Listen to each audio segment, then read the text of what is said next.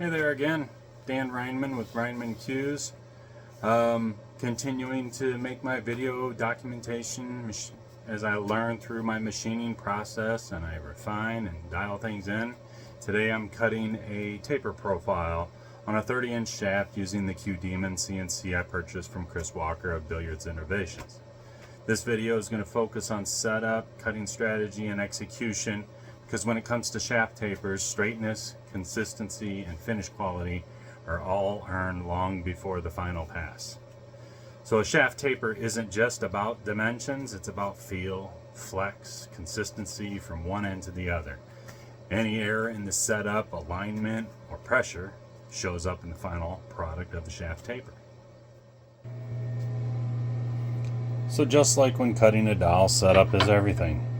I'll set up the shaft, I'll mount it in my dead center and live center, headstock and tailstock. You see I've got the dowel marked as what end is the tip, what end I've selected for the joint.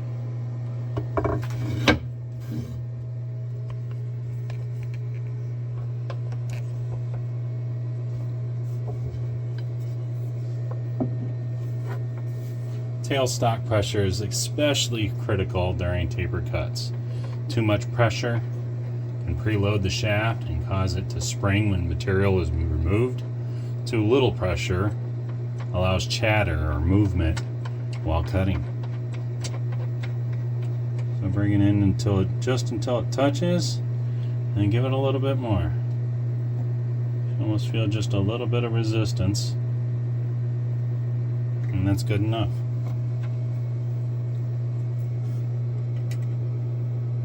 The goal is to have just enough pressure to support the shaft without influencing its natural straightness.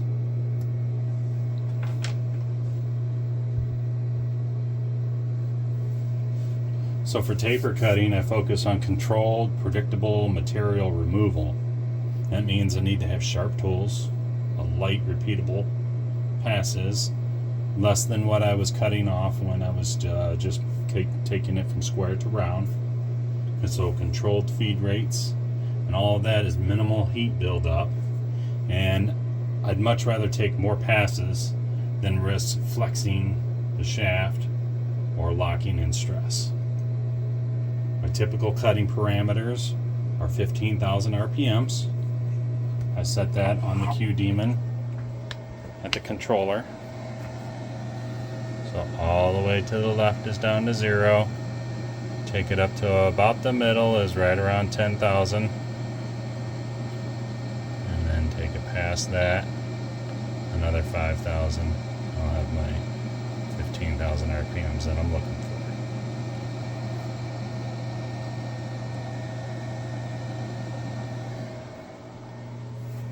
for. So I've got a straight dowel here, and the next stage in the process, stage 2 for cutting shafts, is going to be a goal to have a joint end diameter of right around 940 thousandths and a tip in around 780 to 800 thousandths. And our pass depth diameter is going to be 10 to 20 thousandths of a cut. And then after I cut this, I'm going to want to wait a minimum of 2 or 3 weeks. Watch for the blank to see if it's flexing, if it's moving. If it wants to move at this stage, that's often going to reveal what the wood wants to do. And as the shaft tapers down, I'll continue to reduce the depth to prevent that deflection. So once everything is set up and aligned in here, I'll load in my taper G-code into Mach 3. I've already zeroed my axis, so this is something that's repeatable. I know I'm in a good spot from when I started working my day. I've got my regular taper profile I can load in here. So my first cut cone, my shaft G-code. I'll load that in there. I can hit start here. Got it set up to move to that starting position and pause and wait for me. So in the meantime, I can hit run on my spindle right here on the controller.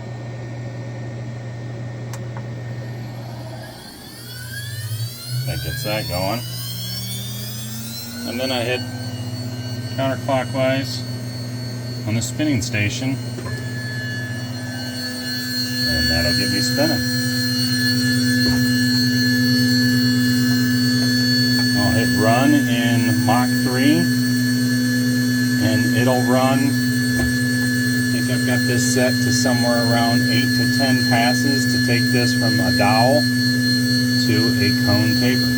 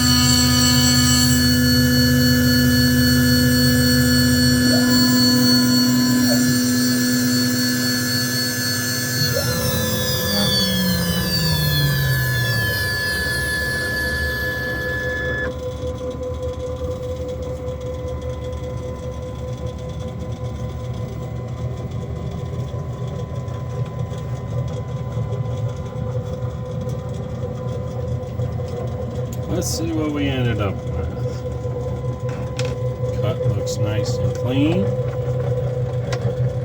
Looks very straight.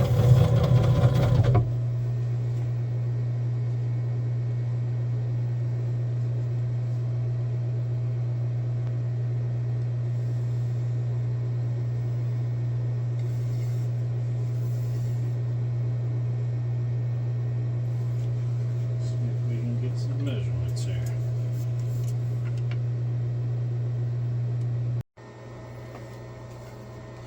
Okay, so let's see how she turned out. Told the program that I wanted it to be cut at a cone and 800 thousandths on the tip side.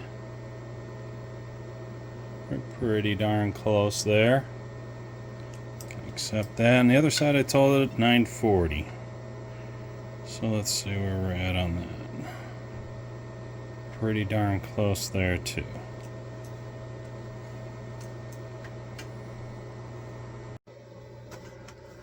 So as the taper progresses, the shaft becomes less rigid, and so the cutting strategy has to adapt. I slow the feeds if needed, I keep the cuts light, and I make sure the shaft remains supported and stable all the way through the profile. And that's my current process for cutting a taper profile on a 30-inch shaft using the Q-Demon CNC XL. This machine makes accurate taper cuts possible, but only if your setup, pressure control, and cutting disciplines are on point. Straight, clean tapers don't happen by accident. They're the result of deliberate and careful machining. So thanks for watching, and we'll see you again soon.